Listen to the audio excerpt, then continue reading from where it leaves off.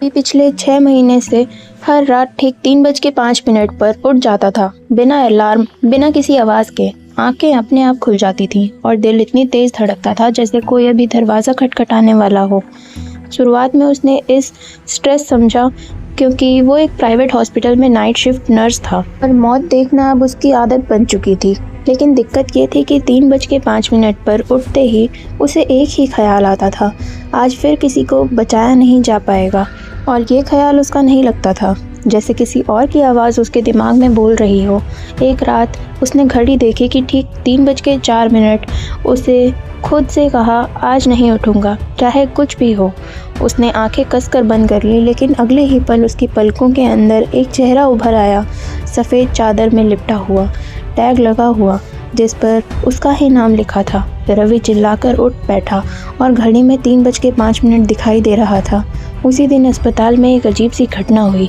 ICU में भर्ती एक बुजुर्ग महिला ने अचानक रवि का हाथ पकड़ लिया और बिना आंखें खोले कहा, तुम रोज़ देर कर देते हो। रवि ने हाथ छुड़ाया, कांप गया। वो महिला अगले 10 मिनट तक डेड डिक्लेयर कर दी गई। रवि को पसीना आ रहा था क्योंकि ठीक 3:05 पर ही उसका वाइटल्स क्रैश हुआ था। उसने रिकॉर्ड चेक किया, पिछले एक हफ्ते में जितने भी मरीज 3:05 के आसपास मरे थे, उन सबकी फाइल पर नर्स के कॉलम में उसका ही नाम था। रवि ने सोचना छोड़ दिया, लेकिन रातें बदतर होती गई। अब 3:05 से पहले ही उसके कानों में मॉनिटर की बीप सुनाई देने लगती थी। घर में भी, सन्नाटे में भी। एक रात उसने तय किया कि वो सच जानकर रहेगा। उसने पुराने रिकॉर्ड खंगाले और एक केस मिला, 3 साल पुराना। एक नर्स जिसने नाइट शिफ्ट के दौरान आत्महत्या कर ली थी। वजह गिल्ट और हेलुसिनेशन। टाइम भी 3 से 4 के बीच थी।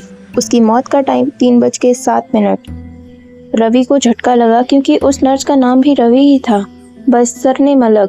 फोटो देखी तो दिल बैठ गया, चेहरा लगभग वही। उसी रात आईसीयू में एक बच्चा क्रिटिकल था। डॉक्टर ने कहा, अगर 5 मिनट में इंजेक्शन नहीं दिया गया तो नहीं बचेगा। रवि दवा लेने भागा, लेकिन जैसे ही घड़ी 3:04 पर पहुंची, उसके पैर भारी हो गए। कानों में वही आवाज़ें गूंजने लगी, अब मत बचाना। घड़ी 3:05 हुई और मॉनिटर की बीप सीधी लाइन, बच्चा मर गया। रवि फर्श पर बैठ गया। तभी उसके दिमाग में सब साफ हो गया। कोई आत्मा नहीं थी, कोई भूत नहीं था। ये उसके दिमाग था जो सालों से हर मौत का बोझ उठा रहा था। हर बार जब वो किसी को नहीं बचा पाता, उसका दिमाग उसी समय को फ्रीज कर देता, 3:05 को, और हर रात उसे वही पल दोहराने पर मजबूर करता। रवि अगले दिन अस्पताल नहीं गया। उसने इस्तीफ़ा लिखा, इलाज शुरू किया। बाद पहली बार वो रात भर सोया, बिना उठे, बिना डर के।